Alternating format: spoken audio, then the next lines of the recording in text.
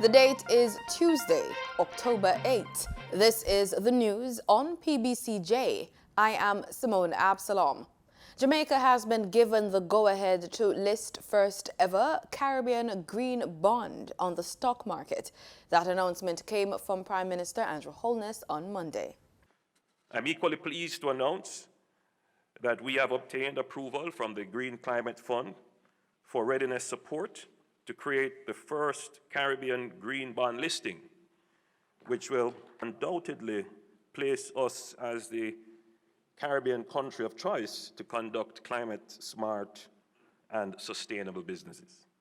Mr. Holness gave the keynote address at the Green Climate Fund Private Investment for Climate Conference luncheon with the Republic of Korea. He said the Green Climate Fund approved the listing, which will place Jamaica as the Caribbean country of choice to conduct climate-smart and sustainable business.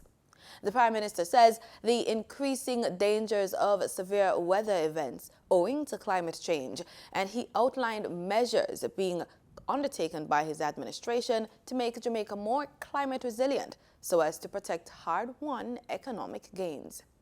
We have developed a broad framework for disaster risk management, including a national disaster risk financing policy that provides for financial risk protection, including budgetary contingency funds and state contingent debt instruments such as catastrophe bonds and insurance-linked products. We've also established a contingency fund, the National Catastrophic Disaster Reserve Fund, and we have started to build up a strong fiscal buffer while improving insurance of public assets and incorporating disaster risk analysis in public sector investments and overall development planning. He also announced that Jamaica has joined the Finance Minister's Coalition for Climate Action as an added measure to beef up the country's economy against climate change.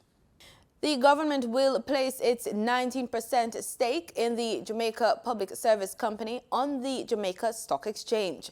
That's the word from Prime Minister Andrew Holness, who was addressing the Jamaica Korean Association in a luncheon on Monday.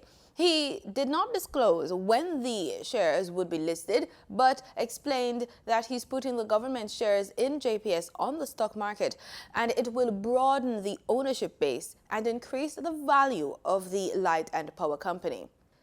Holness also expressed that the presence of investors from the Korea East-West Power Company has resulted in a major improvement in the JPS. The government is expected to withdraw both the ministerial order and the affirmative resolution seeking to increase the waiting time for allowing access to cabinet discussions when the House of Representatives resumes at Gordon House on Monday afternoon. Copies of the order and bill, which were tabled in the Senate on September 27, were withdrawn last Friday after the government decided against pursuing the affirmative action vote in Parliament.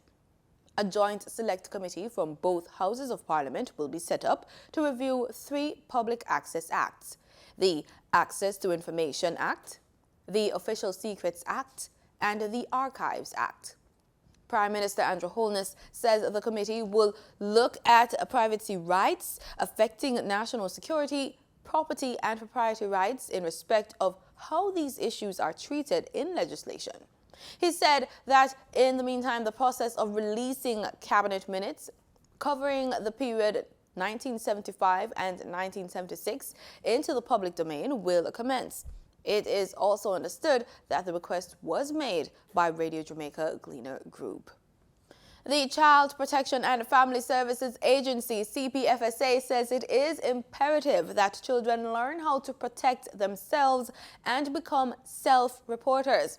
In that regard, the agency has endorsed the launch of anti-trafficking in persons clubs in 15 schools island-wide.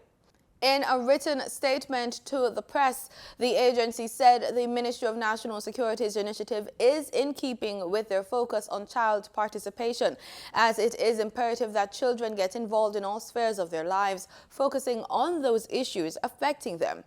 Last Thursday, the National Task Force Against Trafficking in Persons in the Ministry of National Security launched the initiative as part of its efforts to discourage trafficking rings operating in the country. The NATFA-TIP was introduced in June 2005 and focuses on deterring and suppressing trafficking in persons, the prosecution of offenders, as well as safeguarding and providing assistance to trafficking victims. More than 500 raids have been carried out since the passage of Trafficking in Persons Act in 2007, resulting in the dismantling of 3 prostitution rings and the rescue of 86 individuals from traffickers by the Anti-Trafficking in Persons Vice Squad. The Ministry of Education, Youth and Information is working towards the adoption and expansion of the inclusion model in schools across the country. Inclusion in education refers to a model wherein special needs students spend most of or all of their time with non-special needs students. It is built on the notion that it is more effective for students with disabilities to have mixed experiences, to be more successful in school interactions, leading to further success in life. Minister with responsibility for education, Carl Samuda, following a tour of the Savannah Lamar Inclusive Infant Academy in Westmoreland on Friday, stated that the institution's inclusion model is arguably the finest of its kind in Jamaica. He explained to JIS that the ministry is taking a closer look at the model with the intention to replicate it in other early childhood institutions. Chairman of the Police Federation, Sergeant Patrick Rowe, says more work needs to be done to bring the new Criminal Records Office up to standard. Sergeant Rowe said the new office is still not fully ready, citing, among other things, the incomplete central air system. The office resumed operations Monday morning at a new location on Orange Street. The previous building on Duke Street was closed 3 weeks ago due to air quality concerns. The police have charged 39-year-old Orel Clark, the former Jamaica Urban Transit Company bus driver who was implicated in the stabbing death of a taxi operator, Aquino Britton, on September 23. Clark turned himself in to the police following the death of Britton. Reports from Hunts Bay Police are that about 6:45 p.m., both men had an altercation on Washington Boulevard, Kingston 20, where a knife was used to stab Britton several times. Clark was charged with murder on Friday, October 4. The US dollar on Monday, October 7, ended trading at Jamaican $135.30, up by 19 cents. That's according to the Bank of Jamaica's daily foreign exchange trading summary.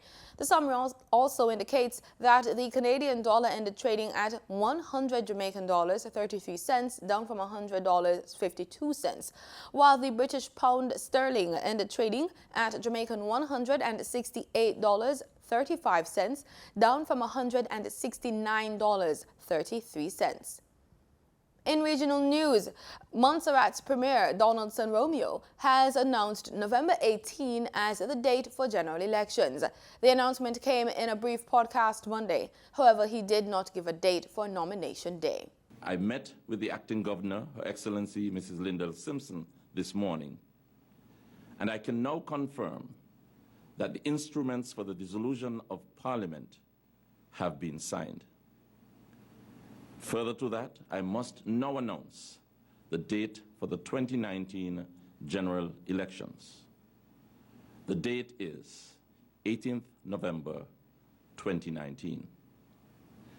I look forward to a very lively campaign where all ideas contend. And as usual, free and fair elections, where the people of Montserrat exercise their democratic right to choose their representatives. Trinidad and Tobago's Finance Minister Colm Imbert has announced an increase in minimum wage. He made the announcement as he tabled the 2020 budget in a 3-hour presentation in Parliament. I propose to increase the minimum wage from $15 an hour to $17.50 per hour. This measure will benefit approximately 194,000 persons in the workforce and will take effect from December the 1st, 2019. Antigua and Barbuda's Prime Minister Gaston Brown has issued an ultimatum to a top Scotiabank official for calling him a liar, apologize, or face the consequences. The general manager reportedly referred to Brown as a liar when speaking to staff members. Brown issued the warning while speaking on a radio program over the weekend. I'm told that the manager at Scotiabank apparently told his staff just yesterday that the Prime Minister is a liar, because I had made similar comments a couple of days ago. If that is indeed correct, I would want to say that that is very unfortunate, considering that she's a guest in our country, that she's on a work permit that was issued at the discretion of my government. And I just hope that she will use the opportunity first thing next week to correct that egregious act. And I got information from a very reliable source. And again, I don't want to threaten her, but I just want to know that if it is that she's been deliberate and she's trying to create mischief, that there will be consequences. In sports, Jamaica's IAAF World Championships team head coach Maurice Wilson says that the state of local track and field is strong after the team's performances in Doha, Qatar. The country rebounded from its poor showing in 2017 to have a 12-medal haul, one short of its record 13-medal performance in 2009 in Berlin. Among the arrivals yesterday were women's 400 meters hurdles bronze medalist Rochelle Clayton and men's discus throw silver medalist Frederick Dakers. Wilson was speaking to reporters as a contingent of athletes arrived in the island at the Norman Manley International Airport yesterday. And that's the news on PBCJ. Thank you so much for watching.